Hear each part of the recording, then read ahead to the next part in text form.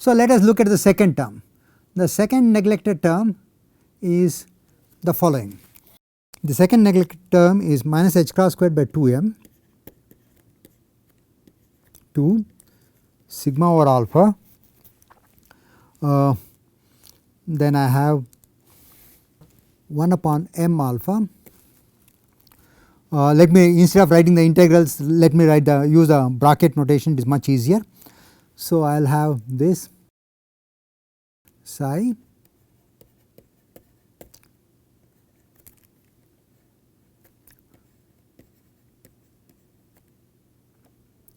r del alpha squared psi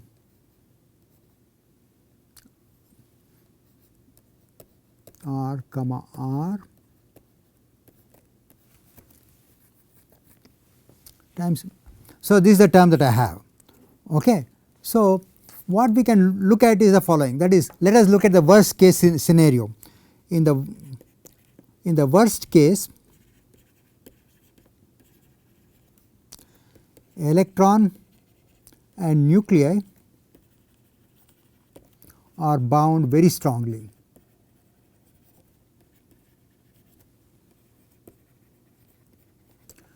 And we can use relative coordinates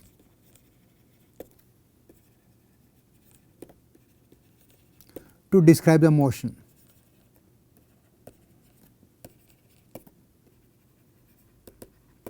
That means psi of r comma r, I am just writing for a single variable because it is easier to show what it is. So, it can be written as psi of r minus r, that is, I can replace it by psi of r minus r with a relative coordinate, and then the center of mass coordinate is the other coordinate. But this is the one that is important because this is the one that contributes to the error in the Born-Oppenheimer approximation. So, if I did that, then what happens is I can actually substitute this, that is this one into this, and instead of del alpha squared I can take as del electronic squared, because del alpha squared will be the same thing as del electronic coordinate squared, because we are dealing with relative coordinates, in which case a term like this minus h cross squared by 2m alpha psi r comma r del alpha squared psi r comma r, this can be replaced by minus h cross squared by 2m alpha psi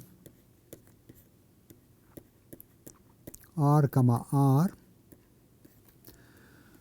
del electronic squared, because you see del alpha squared and del electronic squared are all related because I am using the relative coordinates, times psi of r comma r. So, this is what I have. Okay. Now, what? This I can actually write it in a slightly different fashion. Okay. So, I can write it as m by m electron by m alpha times psi r r. So, actually when I put the del electronic squared, I should actually put it as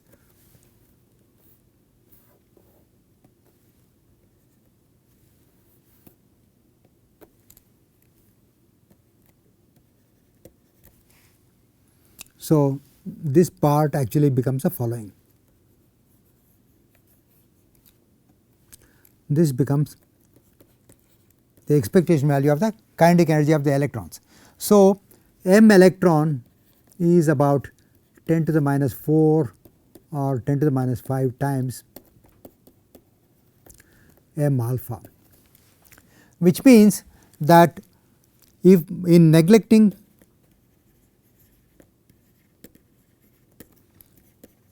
the second term, we have at most made an error of approximately 10 to the minus 4 to 10 to the minus 5 times the total energy. So, as long as we can live with this kind of an error, then we are quite safe. Now, what we really need to do is we have to find out what are the consequences of actually neglecting these kinds of errors in real systems. Okay. So, supposing, let me look at the following. In real systems, what happens is that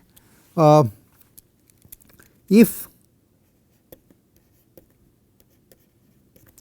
the electronic energy states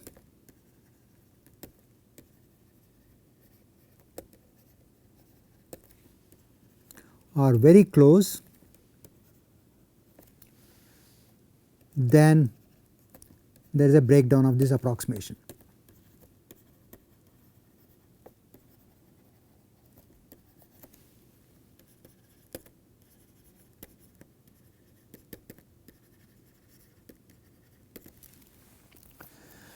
And when does that happen? It happens whenever you are dealing with metals. For example, it breaks down in metals. You can say in metals, when we are dealing with something like electrical resistance,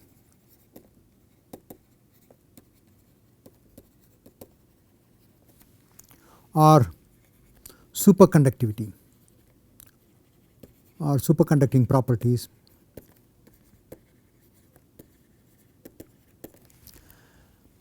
the terms that we have neglected become very important because of the following reason. Because when the electron changes its state, changes its quantum number, its state, then the nuclear vibrations can get excited or de-excited.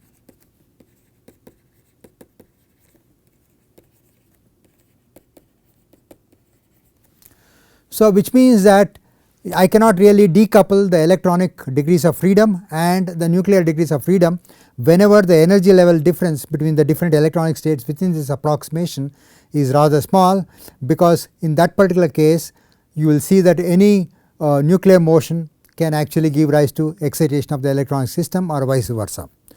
And where so this happens, I told you, in the case of superconductivity, or in the case of describing properties like electrical resistivity and so forth. In chemical systems, where it breaks down is the following. In chemical systems,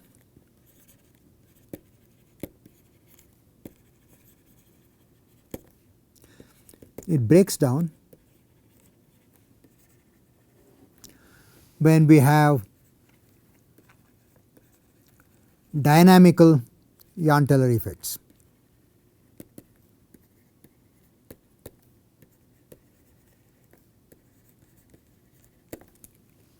So, what do you mean by dynamical Jahn-Teller effect? What happens is, as a function of the positional coordinates of the nuclei, you have two electronic surfaces which are very close in energy. Let me get to the point. So, here what happens is the following, that is, I can think of energy as a function of some nuclear coordinates, then I can have a double well potential which goes like this, and another potential energy surface that goes like this. So, this is the typical Mexican hat potential that people talk about while discussing dynamic Jahn-Teller effects. So, now what happens is, supposing if the 0 point energy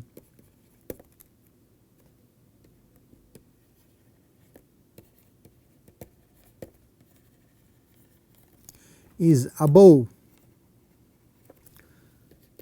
the barrier between two potential surfaces,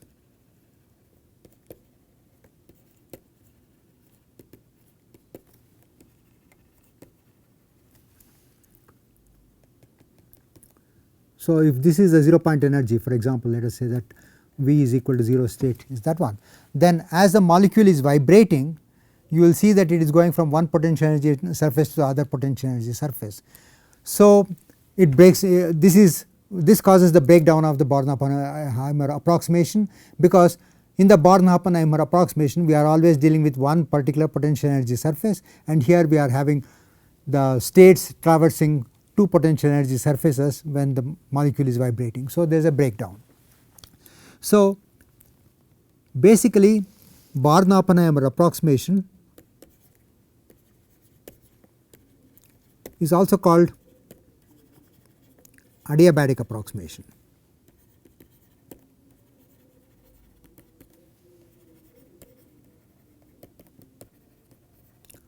Why is that? That is because when the nuclei are moving, the potential due to these nuclei are changing so slowly that the electronic system does not experience any excitations, in the sense that if it is in a particular eigenstate, it will go to a different within the same eigenstate, it will continuously evolve as the nuclei keep moving, and it does not make a jump from one potential energy surface to another potential energy surface, and that is the reason why it is also called an adiabatic approximation. So, the most important approximation now has been to decouple the electronic and the nuclear motion, because of which we have come up with a purely electronic Hamiltonian, which is now written as H electronic, which is for a fixed set of nuclear coordinates is written as minus h cross squared by 2m sigma over I del I squared minus sigma over alpha sigma over I z alpha E squared upon R alpha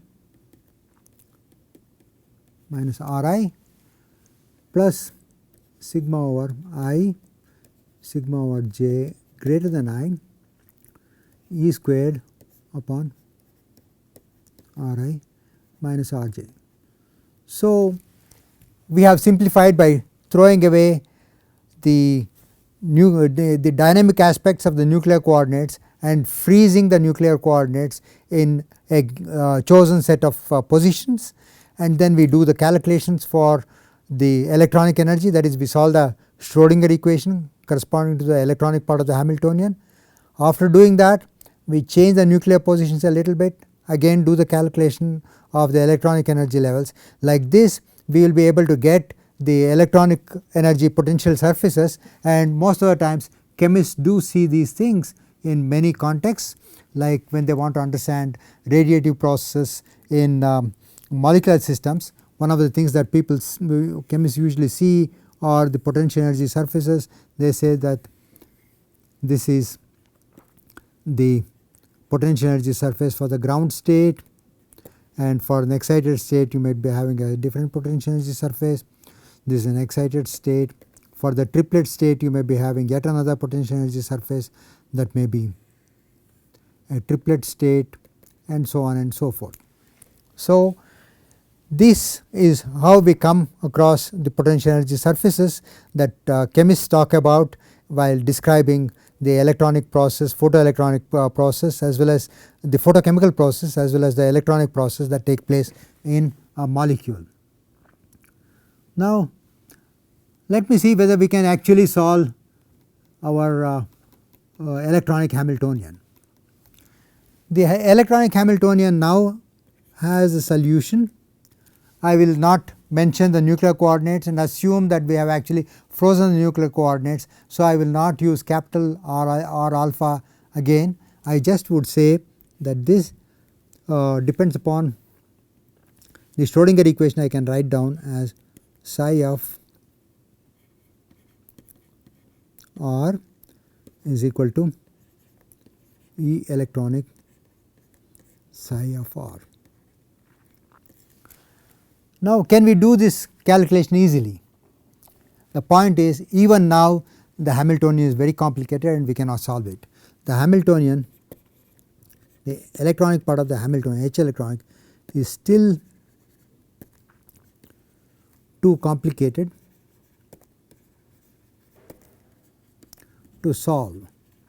Where does the complication arise? The complication comes from the fact that we are having this particular term which is electron repulsion term, that is we are having this term E squared upon Rij. This term prevents the separation of the wave function psi into product of different wave functions which depend only upon a single coordinate. That is, in other words, I cannot write down psi of r cannot be written as some product of phi of r1, phi of r2, etc., phi 1, phi 2 and phi n of Rn. I cannot do this separation and write down the Schrodinger equation for each electron separately and solve it. So, as long as I cannot do that, there is still a lot of complication. So, how does one overcome this complication? The way to overcome this complication is first of all to assume that this electron repulsion is weak. So, we assume that the electron repulsion is weak, and we can actually write down, and the electrons are moving more or less independently. Electrons are moving independently. So, what do you mean by electrons are moving independently?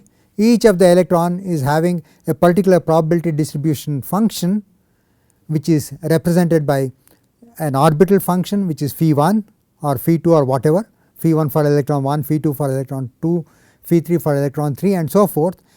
And so, I can write down the total wave function, the wave function of all the electrons psi r1, r2 to rn as a product of these individual orbital functions. So, in other words, I assume that I can write down psi r1, r2, rn as a simple product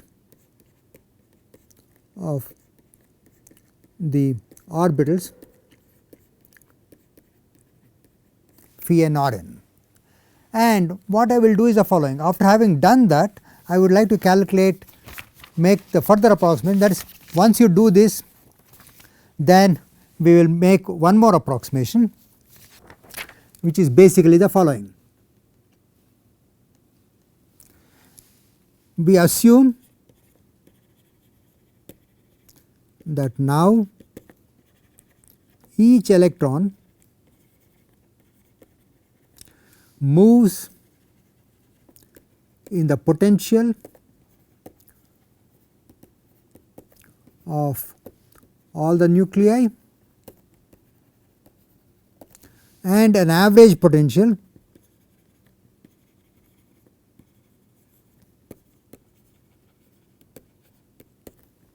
of the electrons. So, how does one construct this average? Supposing I want to find out what the average potential due to electron 2 on electron 1 is the following. This is the way I will do it. V average of potential at position r1 of electron 1 due to electron 2, I can write it as equal to sigma over all positions of the electron 2. Okay. Then probability of finding the at position r2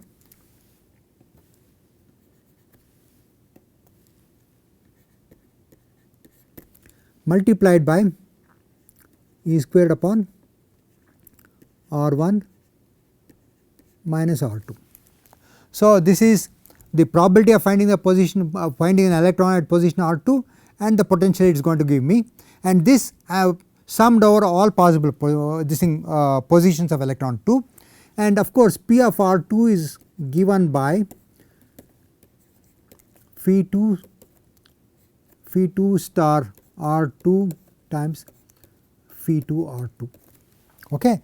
So, since r2 is a continuous variable, I will replace my summation by integration, and the average potential due to electron 2 on electron 1 is given by integral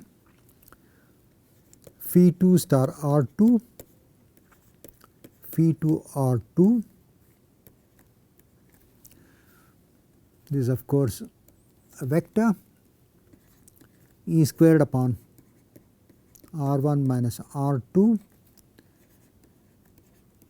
d cubed r 2. So, which means you keep on moving the position of the electron 2 from r 2 to r 2 prime to r 2 double prime and so on and so forth, and calculate the probability and integrate it out. Okay. So, this is what is called, so the average potential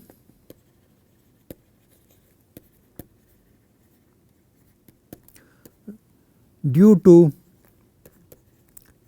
n minus 1 electrons on electron 1 is V average is equal to sigma over I equal to 2 to n, okay, integral phi I star r I, phi I r I E squared upon r 1 minus r I d cubed r I. So, this is how I calculate the average potential, and I will try to solve.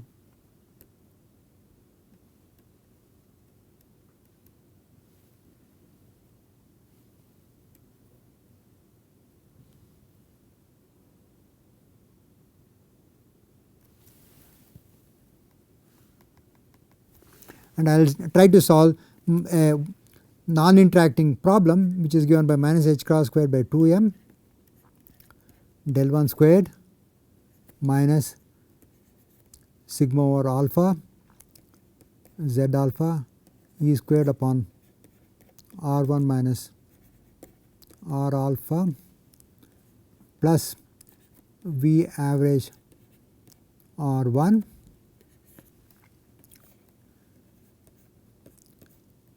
I am sorry, I was using phi. So, let me stick to phi. Phi r 1 is equal to epsilon phi r 1.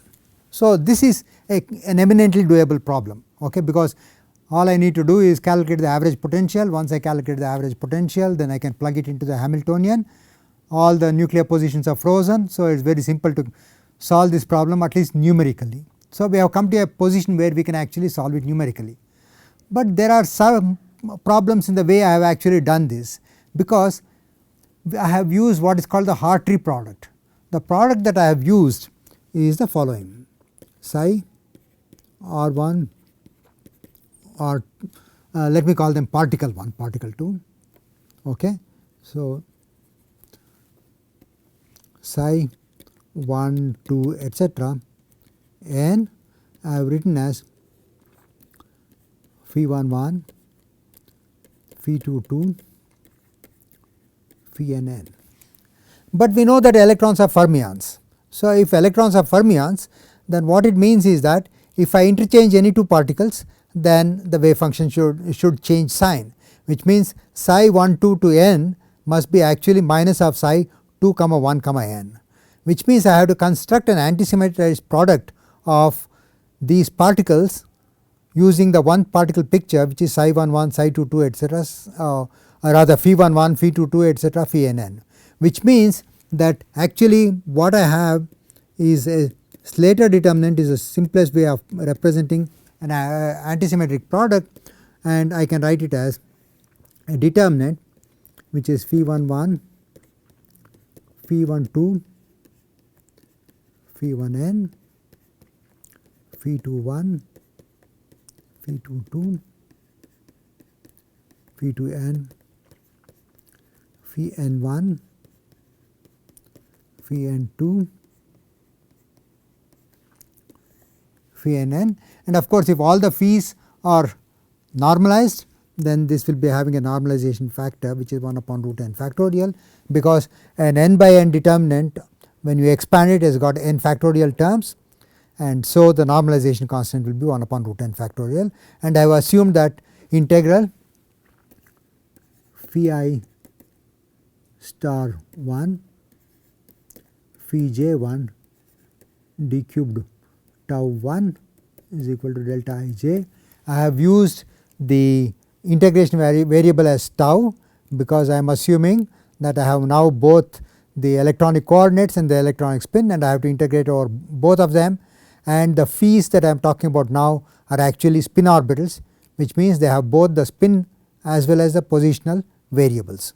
Okay, now I have done this. So, what is the difference that I am going to get?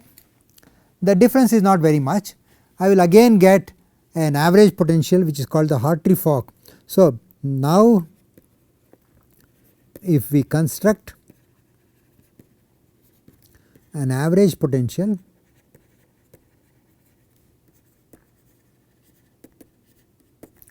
using a determinantal picture,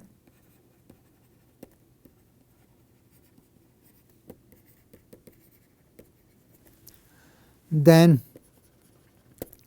we have V Hartree-Fock of the potential average potential of the as a function of the coordinate r1, and this one has contributions from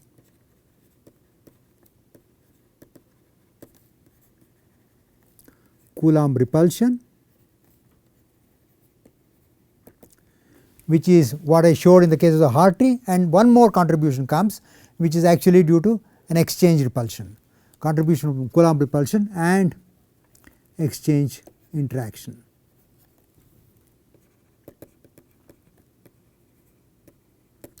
I am not calling the exchange interaction repulsion because although the exchange integral will be positive, it comes with a negative sign because of the antisymmetry of the wave function, and the exchange repulsion will be of this form. The exchange integral or the exchange repulsion is of this form. I can write it as integral phi I star 1 phi j star 2 e squared upon r1 2 phi j 1 phi I 2 d cubed r1 d cubed r2, and you see that the electron on the left side is in the orbital I, and on the electron 1 on the left side is in the orbital I, and then the electron 1 in the right side is on orbital j. So, in other words, the electron is in an overlap charge cloud of the orbitals I and j, and so the exchange integrals are usually weaker than the Coulomb repulsion integrals. We will not go into the details of this exchange part, but suffice to say that the Hamiltonian now can be replaced by a one electron Hamiltonian, which also takes into account the fermionic nature of the electrons that we are dealing with, and so what we are actually dealing with is the one particle problem which is given by. So, the problem that is given is H after all the approximations for after having doing all the approximations, the thing that we are solving, the Schrodinger equation we are solving is E times psi of r, and H is a single particle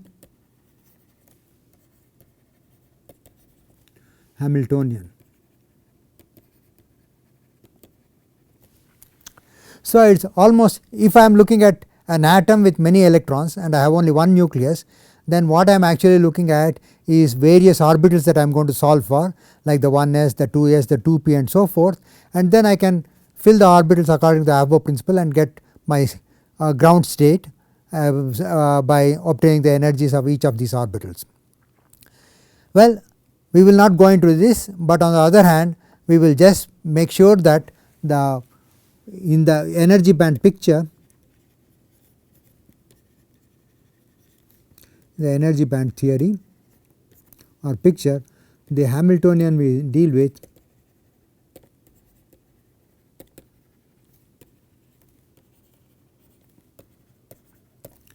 is a one electron Hamiltonian,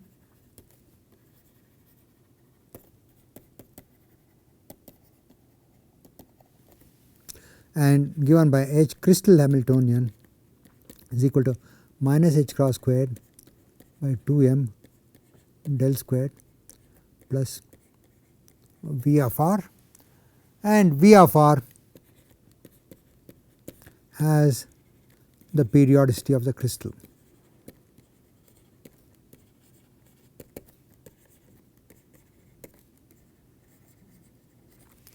Namely, V of r plus any lattice translation vector Rn will give me back V of r, and Rn is a lattice translation vector which is given by n1 times the unit cell vector A plus n2 times the primitive unit cell vector B plus n3 times the primitive unit cell vector C.